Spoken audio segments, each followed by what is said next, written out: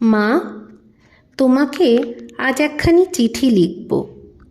আমার সমস্ত না বলা কথা, যা শুধুমাত্র আমি তোমাকেই বলতে চাই, সেই সব কথা। এই যে আমি সারাক্ষণ আমিত্বর পতাকা হাতে ঘুরে বেড়াই, সেই আমি কি আদেও কিছু তোমাকে ছাড়া? না, আমি মোটেও সেই টিপিক্যাল মাই মাদার প্যারাগ্রাফ লিখব না। আজ শুধু তোমার আমার কথা বলবো।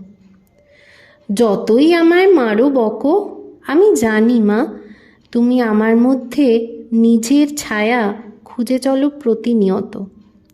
সে আমি যতই অন্যায় করি না কেন, যতই কটু কথা বলি না কেন, তোমার ক্ষমা দিয়ে আবার তুমি আমাকে গড়ার কাজে লেগে পড়ো। তবে একটা কথা মা, আমি কিন্তু তুমি নই, তোমার মতো কখনো হতেই পারবো না। অমন কষ্ট সহিষ্ণুতা, ধৈর্য, মরমী মন অন্তত আমার নয়।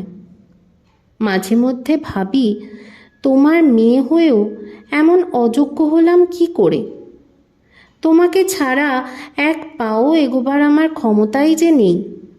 আমার দিবানিদ্রা ভাঙিয়ে আমারই স্বপ্নের ডানা দুটোতে প্রত্যহ তুমি তো শক্তি যোগাও মা। বাইরের পৃথিবীটা যখন হাজার আঘাতে আমাকে বিদ্ধ করে, তোমার স্নেহের আঁচল এক অদ্ভুত জাদুকাঠি বুলিয়ে যায় আমার সমগ্র অস্তিত্বে। তোমার লড়াইয়ের কথা যখন ভাবি, নিজের দুঃখ বিলাসিতাগুলোকে খুবই ক্ষুদ্র মনে হয়। তোমার উপর রাগও হয় আমার। কেন এমনভাবে নিজের জীবনটা নষ্ট করলে বলো তো? কেন নিজের স্বপ্ন ইচ্ছাগুলোকে পূরণ করলে না? কেন আমার মতন একটা পচা মেয়ের জন্য নিজের জীবনটা উজাড় করে দিলে? ইচ্ছা হয় সমস্ত পৃথিবীর খুশি তোমার আঁচলে ভরিয়ে দিই।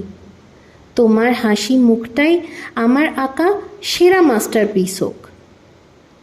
মা, আমি তোমার অপরাধী। নিজের মনের তিক্ততা কমাতে তোমার সাথে কত বাজে ব্যবহার করে ফেলি, তোমার চোখে জল এনে ফেলি। আই অ্যাম সরি মা। তুমি আমার ওই নির্বুদ্ধিতাগুলোকে মনে রেখো না।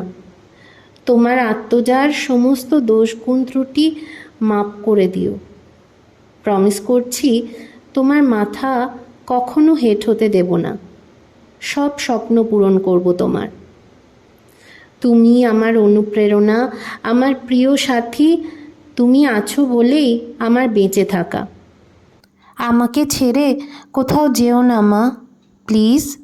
I love you. Happy Mother's Day মা। I love you.